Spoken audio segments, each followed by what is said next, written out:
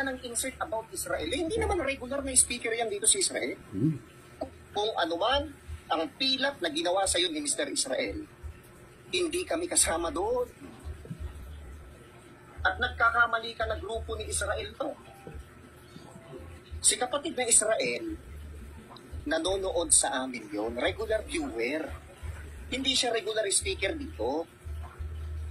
Kaya yung pilap na ginawa sa iyo ni Israel, kung hanggang ngayon, hindi pa mawala-wala yung sakit na ginawa niya sa iyo, teka lang. Siya ang kausapin mo. Nakita mo na bang nagsalita yan dito si Mr. Israel? Mr. Mongkada. Nakita mo na bang nagsalita yan dito? Hindi. Bakit? Kasi hindi yung regular speaker eh. Yan ay nanonood dito. Oo. Pero hindi siya kasama dito. Kaya uulitin ko, Mr. Mongkada, kung ano man ang pilat na ginawa sa iyo ni Israel, wala na kami doon. Kung masakit pa hanggang ngayon yung ginawa niya sa iyo, harapin mo siya mag-isa mo. Ayan, narinig niyo po ba? Sabi niya, unahin ko muna yung sinabi niya na si Israel Ponce daw ay hindi daw nila kasamahan. Si Israel Ponce daw ay regular viewer, pero hindi daw siya revealers. Kasinungalingan yan. Kasinungalingan po yan. Patunayan po natin. Ako po, nag-post po ako. Ang sabi ko, si Israel Ponce may binanggit na the revealers. Kasi may mga itinatag sa akin ng INC. Kaya sabi ko, naalala ko, si Israel Ponce may binanggit sa akin na the revealers. Kaya sabi ko, hindi ako sigurado, hindi lang ako sure kung ito bang the revealers na tinutukoy ng mga INC is ito rin ba yung grupo ni Israel Ponce? Kung ito rin ba yung mga kasamahan ni Israel Ponce?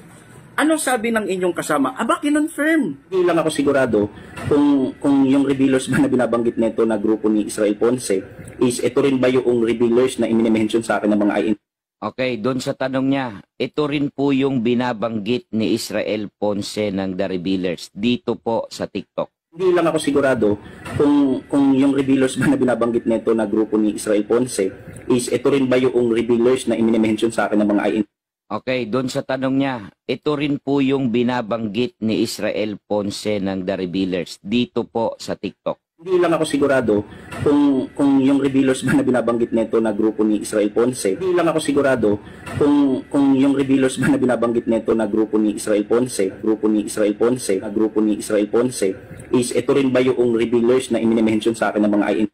Okay, doon sa tanong niya, ito rin po yung binabanggit ni Israel Ponce ng ito rin po yung binabanggit ni Israel Ponce ng ito rin po yung binabanggit ni Israel Ponce ng Ang sabi ng inyong kasama, yes, ito rin po yun. Ano po yung aking sinabi? Hindi ako sigurado kung ito rin ba yung grupo ni Ponce. Grupo ni Ponce. Ano sabi nyo? Yes, ito rin po yun. Kayo nagsabi niyan eh, kinonfirm nyo yan eh. Pagkatapos ngayon, dahil nabisto ninyo na may kalokohang ginawa ito, naguhugas kamay kayo. Hindi daw yan si Ponce Revealers. Si Ponce daw ay regular viewers.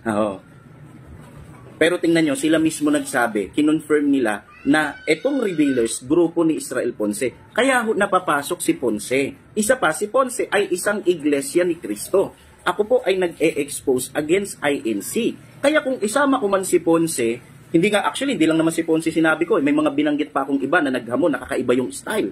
Meron akong binanggit na INC na ang hamon ay gusto face-to-face pero pupunta ako sa Playa del Bulacan. Meron namang isa naman na hinamon ng ating kasama sa chat, nag-aatake sa atin, pero nung hinamon ng kapatid na magharap kami, ang gusto susulat pa ako sa sentral. Hindi lang naman si Ponce yung binanggit ko. Pero mas nabibiin si Ponce kasi kino-confirm po ninyo na si Israel Ponce ay kasamahan po ninyo. Ikalawa, bumanggit din po kayo nung sinabi ko na si Israel Ponce gumawa ng fake convo. Ano sabi ng kasamahan po ninyo? Dapat makausap si Ponce. Kung naalala nyo yung isang INC na si Israel Ponce, ito yung gumawa ng fake convo na pinalabas sa convo na ako daw ay naduwag sa dapat makausap natin si Kuya Israel. Fake combo daw. Dapat makausap natin si Kuya Israel. Fake combo daw. Kaya ako nag-request tayo. Pwede ba pagsalitain nyo dyan sa revealers si Ponce? Viewers nyo naman pala. Sabi nyo, hindi yan revealers. Ba't hindi nyo ginawa? Akala ko ba viewers ninyo yan? Akala ko ba ini-expose ninyo, nire-reveal po ninyo ang katotohanan? Ba't hindi nyo ngayon alamin sa harap ng mga tao, kapwa nyo INC, na kung saan ay patunayan, pagsalitain si Ponce laban sa aking binabanggit, kung ito ba talaga ay isang mandurugas na tao at nag-imbento ng fake combo. Tingnan nyo, hindi nyo ginagawa. The revealers kayo at sinasabi ninyong viewers niyan regular. Pero pinagtatakpan po ninyo. Ibig sabihin lang, bias kayo. Pagka kami aatake sa INC, sasabihin nila, kaya kami nandito mga revealers para sagutin ang iba't ibang video mo against INC. Pero wala namang revealers doon sa aking mga video. Pero nakikialam kayo. Pero kay Ponce, dahil alam nyo may kalokohang ginawa, kahit ito'y against na sa aming mga Adventist, aba, ihiwalay mo si Ponce. O, kasi may kalokohang ginawa.